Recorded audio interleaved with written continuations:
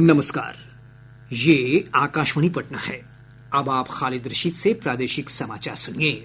पहले मुख्य समाचार। केंद्र सरकार का बड़ा फैसला, नरकटियागंज रक्सौल सीतामढ़ी दरभंगा और सीतामढ़ी मुजफ्फरपुर के बीच रेल लाइन का होगा दोहरीकरण। तरारी बेलागंज इमामगंज और रामगढ़ में उपचुनाव के लिए नामांकन भरने का कार्य तेज, कल नामांकन का अंतिम दिन। मुख्यमंत्री नीतीश कुमार ने वीडियो कॉन्फ्रेंस के माध्यम से पंचायती राज विभाग की विभिन्न योजनाओं का किया शिलान्यास और लोकार्पण। और चक्रवाती तूफान दाना के कल सुबह तक ओडिशा तट पर टकराने की आशंका, बिहार के दक्षिण पूर्वी भागों में कई स्थानों पर तेज हवा के साथ बारिश का अलर्ट। अब समाचार विस्तार से। केंद्र सरकार ने पूर्वोत्तर भारत में रेल नेटवर्क को मजबूत बनाने और नेपाल के साथ रेल संपर्क बढ़ाने के उद्देश्य से 2 बड़ी रेल परियोजनाओं को मंजूरी दी है। इन पर 6,798 करोड़ रुपए की अनुमानित लागत आएगी। प्रधानमंत्री नरेंद्र मोदी की अध्यक्षता में आज केंद्रीय मंत्रिमंडल की बैठक में इस आशय के प्रस्ताव को मंजूरी दी गई। सूचना और प्रसारण मंत्री अश्विनी वैष्णव ने बताया कि सरकार ने मंत्रिमंडल की बैठक में मेट्रो, स्मार्ट सिटी, एयरपोर्ट और रोड कनेक्टिविटी बढ़ाने समेत कई अहम फैसलों पर विचार किया है। उन्होंने बताया कि पहली परियोजना के अंतर्गत नरकटियागंज रक्सौल, सीतामढ़ी दरभंगा और सीतामढ़ी मुजफ्फरपुर के बीच 256 किलोमीटर लंबी रेल लाइन का दोहरीकरण किया जाएगा। इससे नेपाल, पूर्वोत्तर भारत और सीमावर्ती क्षेत्रों की कनेक्टिविटी मजबूत होगी और सामाजिक आर्थिक विकास भी बढ़ेगा। मिथिलांचल में बहुत इम्पोर्टेंट एक प्रोजेक्ट है। नॉर्थ बिहार को और नॉर्थ ईस्टर्न स्टेट्स को स्ट्रैटेजिक कनेक्टिविटी देने के लिए बड़ा प्रोजेक्ट सैंक्शन हुआ है। ये प्रोजेक्ट है 256 किलोमीटर का, नरकटियागंज, रक्सौल, सीतामढ़ी दरभंगा और सीतामढ़ी मुजफ्फरपुर। एक बहुत लंबे समय से उत्तर बिहार के ड्रीम प्रोजेक्ट को आज अप्रूव किया गया। इस पूरे प्रोजेक्ट को डबल रेलवे लाइन बनाया जाएगा और बड़ा ट्रांसपोर्ट कॉरिडोर बनेगा along the border of India and Nepal. Shri Vaishnaw ने बताया कि रेलवे इस वर्ष दीपावली और छठ के अवसर पर लोगों की सुविधा के लिए 7,000 स्पेशल ट्रेनों का परिचालन कर रहा है। लास्ट ईयर भी एक रिकॉर्ड क्रिएट किया था, उस रिकॉर्ड को एक्सीड करके इस साल 7,000 ट्रेन रन की जा रही है छठ और दीपावली के लिए स्पेशल ट्रेन।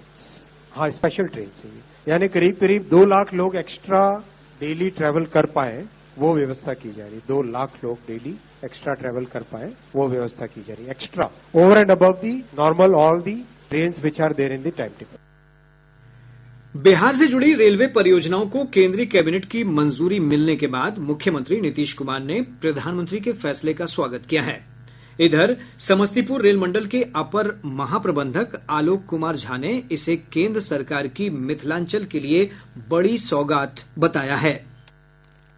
रेल मंत्री के द्वारा एक संक्षिप्त नोटिस पे मीडिया का ये ब्रीफिंग लिया गया। ये एक कैबिनेट डिसीजन का था, जो कैबिनेट डिसीजन आज 24 तारीख को लिया गया। इसमें उत्तर बिहार में मिथिलांचल क्षेत्र के लिए बहुत बड़ी सौगात, जो आने वाले समय में इस इलाके के लिए सभी नए नए आयाम खोलेगा विकास के। इसमें दरभंगा से नरकटियागंज जो भी लाइन है, सिंगल लाइन आया सीतामढ़ी और रक्सौल, उसका डबलिंग है। साथ ही साथ मुजफ्फरपुर और सीतामढ़ी, इसका भी डबलिंग है। टोटल कुल 256 किलोमीटर का डबलिंग सैंक्शन किया गया है। 4,553 करोड़ का प्रोजेक्ट है और जैसा कहा गया है कि 5 साल का इसका होराइजन रखा गया है। इससे डबलिंग से इस क्षेत्र में, परिवहन के क्षेत्र में काफी ही सुधार होगा और सभी स्टेशन नए ट्रेनों की संख्या बढ़ेगी, स्पीड बढ़ेगी। और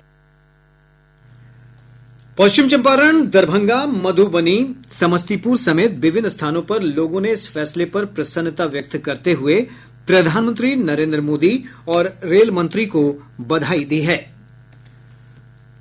मुख्यमंत्री नीतीश कुमार ने कहा है कि राज्य के विभिन्न भागों में विकास योजनाओं को समय पर पूरा किया जाएगा। श्री कुमार ने आज वीडियो कॉन्फ्रेंसिंग के माध्यम से पंचायती राज विभाग की विभिन्न योजनाओं का शिलान्यास और लोकार्पण करते हुए मार्च 2025 तक पंचायत सरकार भवनों का निर्माण पूरा करने के निर्देश दिए हैं। श्री कुमार ने शिवहर, दरभंगा, अरवल, मधुबनी समेत विभिन्न जिलों में निर्मित पंचायत संसाधन केंद्रों का लोकार्पण किया। श्री कुमार ने मुख्यमंत्री सोलर स्ट्रीट लाइट योजना के तहत अलग अलग जिलों के विभिन्न पंचायतों में स्थापित सोलर स्ट्रीट लाइट का लोकार्पण किया। साथ ही विभिन्न जिलों में पंचायत सरकार भवन, ई ग्राम कचहरी कोर्ट मैनेजमेंट सिस्टम और जिला परिषद पोर्टल का भी उद्घाटन किया। राज्य के 4 विधानसभा क्षेत्रों तरारी, बेलागंज, इमामगंज और रामगढ़ में नामांकन भरने का कार्य तेज गति से चल रहा है। कल नामांकन का अंतिम दिन है। हमारे गया संवाददाता ने बताया है कि आज बेलागंज विधानसभा क्षेत्र से जदयू की प्रत्याशी मनोरमा देवी, राजद प्रत्याशी विश्वनाथ कुमार सिंह, एआईएमआईएम के मोहम्मद जामिन अली हसन और जनसुराज पार्टी के मोहम्मद अमजद समेत 5 प्रत्याशियों ने नामांकन का पर्चा दाखिल किया। वहीं इमामगंज विधानसभा क्षेत्र से हिंदुस्तानी अवाम मोर्चा की प्रत्याशी दीपा मांझी और जनसुराज के जितेंद्र पासवान ने नामांकन पत्र भरा है। इधर कैमूर जिले के रामगढ़ विधानसभा क्षेत्र से जनसुराज के प्रत्याशी सुशील कुमार सिंह समेत 3 उम्मीदवारों ने नामांकन का पर्चा दाखिल किया। नामांकन पत्रों की जांच 28 अक्टूबर को होगी, जबकि प्रत्याशी 30 अक्टूबर तक अपना नाम वापस ले सकते हैं। मतदान 13 नवंबर को होगा। राष्ट्रीय लोक मोर्चा के प्रमुख और राज्यसभा सांसद उपेंद्र कुशवाहा ने आज बिहार यात्रा के दूसरे चरण की शुरुआत जहानाबाद से की। इस अवसर पर उन्होंने 2025 में एनडीए की सरकार बनाने का संकल्प दोहराया। श्री कुशवाहा ने उपचुनाव में सभी 4 सीटों पर एनडीए की जीत का दावा किया है। तमाम विधानसभा क्षेत्रों में पार्टी के संगठन को मजबूती से खड़ा करना है, ताकि गठबंधन में हमारी पार्टी की ओर से जहां उम्मीदवारी होगी वहां हमारे लोग उसको मजबूती से जिताने का काम करेंगे और जहां गठबंधन में दूसरे दल के उम्मीदवार होंगे उनको भी उतनी ही मजबूती के साथ हमारे लोग जिताने के काम में लगेंगे। केंद्र सरकार ने देश में डाई अमोनियम फास्फेट डीएपी उर्वरक की कमी से संबंधित मीडिया खबरों को खारिज करते हुए कहा है कि ये भ्रामक और तथ्यात्मक स्थिति से परे है। एक रिपोर्ट। रसायन और उर्वरक मंत्रालय ने एक प्रेस विज्ञप्ति में स्पष्ट किया है कि डीएपी पर सब्सिडी बिल्कुल भी कम नहीं की गई है और इसकी अधिकतम खुदरा कीमत कोविड के समय से ही 1350 रूपए प्रति 50 किलोग्राम बैग रखी गई है। विज्ञप्ति में कहा गया है कि किसानों को फायदा पहुंचाने के लिए केंद्रीय मंत्रिमंडल ने रबी वर्ष 2024 के लिए डीएपी की सब्सिडी में वृद्धि का निर्णय लिया है। मंत्रालय ने कहा कि इसके अलावा रबी 2024-25 के लिए कुल बजटीय आवंटन बढ़ाकर 24,475 करोड़ रुपए कर दिया गया है। मंत्रालय ने कहा है कि कई भू राजनीतिक कारकों से डीएपी की उपलब्धता कुछ हद तक प्रभावित हुई है। दिवाकर की रिपोर्ट के साथ समाचार कक्ष से आकाशिता सिंह। प्रादेशिक समाचार आप आकाशवाणी पटना से सुन रहे हैं। ताजा समाचारों के लिए आप हमारे एक्स हैंडल AIR_News_पटना पर जा सकते हैं। चक्रवाती तूफान दाना के आज रात से कल सुबह तक उत्तरी ओडिशा और पश्चिम बंगाल के तटीय क्षेत्रों से टकराने की आशंका है। आकाशवाणी समाचार से बातचीत में मौसम विभाग के महानिदेशक डॉक्टर मृत्युंजय महापात्रा ने बताया कि चक्रवात के कारण कई इलाकों में वर्षा शुरू हो गई है और अगले 24 घंटों में बारिश की संभावना है। चक्रवाती तूफान दाना के प्रभाव से राज्य के दक्षिण पूर्व भागों में विभिन्न स्थानों पर बारिश की परिस्थितियां बनी हुई हैं। मौसम विज्ञान केंद्र पटना के वैज्ञानिक ने बताया कि राजधानी पटना समेत प्रदेश के 19 जिलों में तूफान का आंशिक असर देखे जाने की संभावना है। इस दौरान जमुई, बांका, मुंगेर, पूर्णिया, कटिहार, अररिया, किशनगंज और सुपौल समेत विभिन्न जिलों में 30 से 40 किलोमीटर प्रति घंटे की रफ्तार से तेज हवा चल सकती है। विभाग ने इन क्षेत्रों में आंधी पानी को लेकर अलर्ट भी जारी किया है। बिहार राज्य आपदा प्रबंधन प्राधिकरण ने संभावित आपदा की स्थिति में किए जाने वाले प्रबंधन उपायों को लेकर Tata Institute of Social Sciences TISS के साथ एक समझौता किया है। समझौते के तहत अगले 5 वर्षों तक टिस की टीम राज्य में बाढ़, वज्रपात और सुखाड़ जैसी आपदाओं की स्थिति के समय प्रबंधन के उपायों पर प्रशिक्षण देगी। साथ ही आपदा के समय जोखिम को कम करने के उपायों पर सहयोग करेगी। प्राधिकरण के सचिव मीनेन्द्र कुमार ने कहा कि समझौते का उद्देश्य राज्य में आपदा प्रबंधन की क्षमता को मजबूत करना है। राज्यपाल राजेंद्र विश्वनाथ आर्लेकर ने कहा है कि राज्य सरकार भूतपूर्व सैनिकों और उनके आश्रितों की सहायता के लिए प्रतिबद्ध है। राजभवन में आज सैनिक कल्याण निदेशालय के राज्य प्रबंधन समिति की बैठक में भूतपूर्व सैनिकों के कल्याण से संबंधित विभिन्न बिंदुओं पर विचार विमर्श किया गया। राज्यपाल ने कहा कि सैनिकों के कल्याण के लिए हर संभव उपाय किए जाएंगे। महापर्व छठ की तैयारी शुरू कर दी गई है। विभिन्न जिला संवाददाताओं ने बताया है कि छठ घाटों की साफ सफाई और घाटों पर सुरक्षात्मक उपाय किए जा रहे हैं।